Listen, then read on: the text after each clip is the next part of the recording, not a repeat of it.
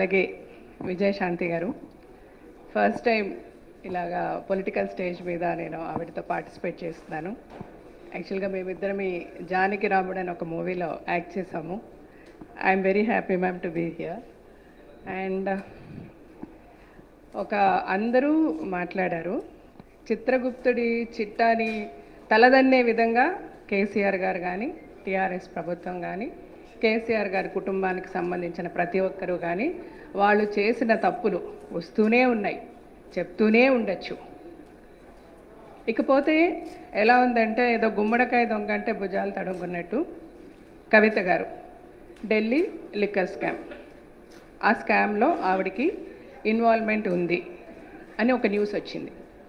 ఆ న్యూస్ వచ్చిన వెంటనే మీరు ఇంత హీరోలు అయితే మీరు చెప్పుకుంటున్నట్టు ప్రతి బహిరంగ సభలో కేసీఆర్ గారు అవ్వచ్చు, కేటీఆర్ గారు అవ్వచ్చు, కవిత గారు అవ్వచ్చు, హరీష్ రావు అట్లా చెప్తుంటే చూడండి ఓన్లీ ఆ కుటుంబంలో పేర్లే వస్తున్నాయి.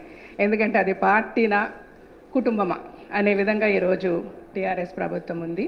సో ఆవిడ మీద వచ్చిన ఎలిగేషన్ని మీరు నిజంగా అంత కరెక్ట్ పీపుల్, మీరు నిజంగా హీరోలు అయితే ధైర్యంగా నిలబడి మేము సరే ఎదుటి మేమందరమే సరే బీజేపీ పార్టీ వాళ్ళు అవ్వచ్చు, మిగిలిన వాళ్ళు అవ్వచ్చు, మీరు తప్పు చేశారని అన్నప్పుడు మీరు తప్పు అంటే ప్రతి తప్పుకి తప్పు కాదు అన్నప్పుడు, ఇది అబద్ధం అన్నప్పుడు ఒక నిజం ఉంటుంది.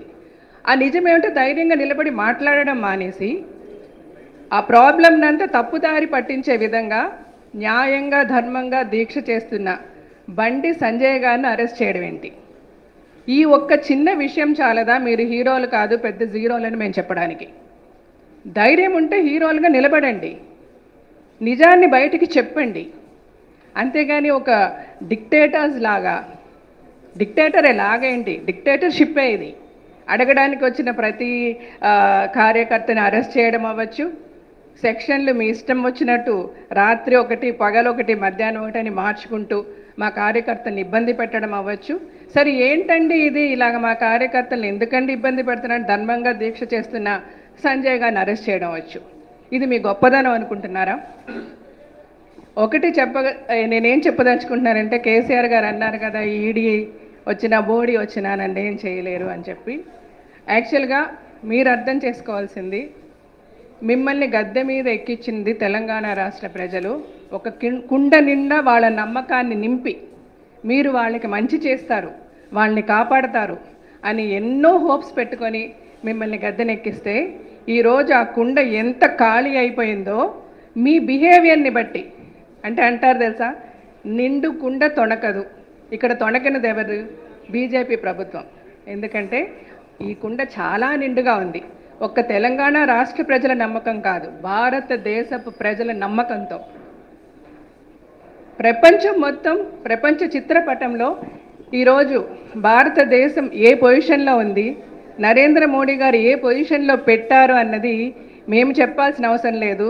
ప్రతి ఒక్కరికంటే చదువుకున్న వాళ్ళకే తెలుస్తుందా అని కాదు, కుగ్రామాలలో ప్రజలకు కూడా ఈరోజు తెలుసు.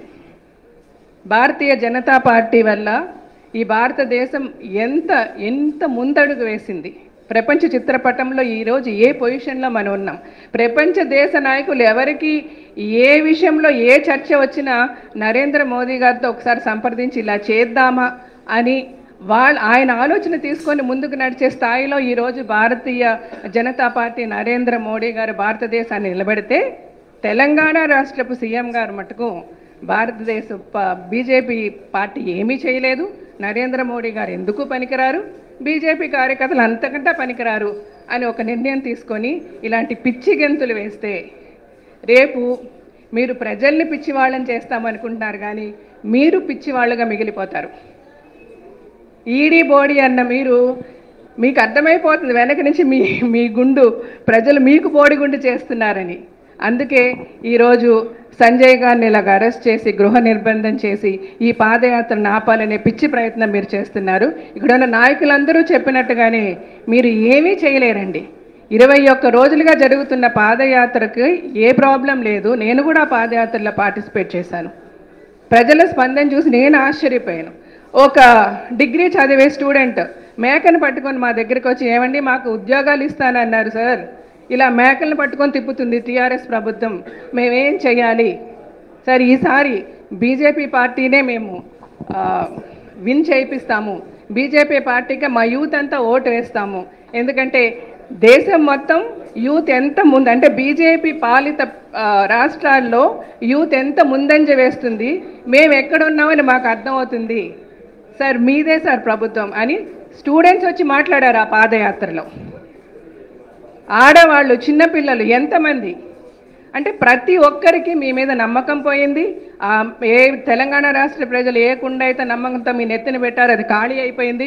అందుకే మీరు ఇంతగా శబ్దం చేస్తున్నారు. ఇప్పుడు కవిత గారు అంత కరెక్ట్, ఆవిడకి అసలు ఈ విషయంలో సంబంధమే లేదు అని అంటే గనక అసలు ఒక్కటి మాట నేను అడుగుతానండి. ఈ తెలంగాణ ఉద్యమం చేసేటప్పుడు కేసీఆర్ గారికి కానీ కేసీఆర్ గారి కుటుంబానికి కానీ ఉన్న ఆస్తులు ఎంత, ఈరోజు వాళ్ళ ఆస్తుల పరిస్థితి ఏంటి? ఇన్ని వేల కోట్ల ఆస్తులు ఎక్కడి నుంచి వచ్చాయి? మీరు ధర్మంగా పరిపాలిస్తే మీరు ఈరోజు ఇన్ని వేల కోట్ల ఆస్తులను ఎలా సంపాదించగలిగారు? ఏ పబ్బు చూసినా, ఏ క్లబ్ చూసినా, ఏ షాపింగ్ మాల్ చూసినా, ఏ మల్టీప్లెక్స్ చూసినా కేటీఆర్ గారికి షేర్ ఉంటుంది. ఇది నేను ఇంత ధైర్యంగా ఎలా చెప్పగలుగుతున్నానంటే ఆ సోకాల్డ్ పబ్బుల ఓనర్లు, క్లబ్బుల ఓనర్లు, మల్టీప్లెక్స్ల ఓనర్లు, షాపింగ్ మాల్స్ ఓనర్లు నాతో చెప్పారు. ఈరోజు ఇందాక ప్రస్తావనలో అన్నారు ఫీనిక్స్ కేటీఆర్ గారని. ఆ విషయం ప్రజలకి తెలియదా? మీరు ప్రజల్ని పిచ్చి వాళ్ళని చేస్తామని అనుకుంటే చాలా తప్పండి. మళ్ళీ మళ్ళీ మళ్ళీ చెప్తున్నాను, రోజు రోజుకు మీరు పిచ్చి వాళ్ళు అయిపోతున్నారు. మీ పరిస్థితి ఏంటో మీకు చాలా క్లియర్గా అర్థమైపోయింది. మొన్న దుబ్బాక కార్పొరేషన్ ఎలక్షన్స్, హుజూరాబాద్ అవ్వచ్చు, ఈరోజు మునుగోడు అవ్వచ్చు. మునుగోడులో మీకు షాక్ లాగా అంటారు చూసారు, అలాగైపోతుంది. యాడ్ చూసుంటారేమో, జుట్లు అంతా వెళ్ళిపోతాయి. ఇప్పుడు వరకు జుట్టులా ఉంది, మునుగోడు ఎలక్షన్ తర్వాత షాక్లో జుట్లు అలా వెళ్ళిపోతాయి. సో ఈ నిజాన్ని మీకు తెలియజేస్తూ ఇది కరెక్ట్ పద్ధతి కాదు. సంజయ్ గారిని ఇమీడియట్గా విడుదల చేస్తూ మాకు పాదయాత్రకు దయచేసి మీకు ధైర్యం ఉంటే, మీరు హీరోలని మీరు అంటున్నట్టుగా మీరు హీరోలు అయితే మా పాదయాత్రలను అడ్డుకోకండి. మీరు అడ్డుకున్నా మేము చేస్తాం, అది వేరే విషయం. కానీ మీరు అడ్డుకోకుండా ఉంటే మీ మర్యాద నిలబడుతుంది. ధైర్యం ఉంటే మీరు కూడా చేయండి సార్ పాదయాత్ర, మీరు కూడా చెప్పండి. అదే ప్రజలు కదా మిమ్మల్ని వింటారు, మేము చెప్పింది వింటారు. వాళ్ళకి తెలియదు ఎవరికి ఓటు వేయాలని. ఇంతకంటే నేను ఎక్కువ చెప్పదలుచుకోవటం లేదు. దయచేసి ఇలాంటి పిచ్చి చేష్టలు మానేసి వెంటనే సంజయ్ గారిని విడుదల చేసి మా పాదయాత్రలకు కానీ మా ప్రచారాలకు కానీ మీరు అడ్డు రాకుండా ఉంటే కనీసం కొద్దో గొప్ప మిగిలిన మర్యాదన్న మీకు మిగులుతుందని తెలియజేస్తూ నమస్తే. Thank you. హాయ్ ఫ్రెండ్స్, మా టుడే టుమారో యూట్యూబ్ ఛానల్ చూస్తున్నందుకు చాలా థ్యాంక్స్. మరిన్ని లేటెస్ట్ వీడియోస్ కోసం వెంటనే సబ్స్క్రైబ్ చేయండి. అలాగే ఈ బెల్ ని కూడా రింగ్ చేసేయండి. మా నోటిఫికేషన్స్ అన్ని మీ మొబైల్లో వస్తాయి. అలాగే మా వీడియోస్ మీకు నచ్చితే లైక్ చేయండి, షేర్ చేయండి, నచ్చకపోతే కామెంట్ చేయండి.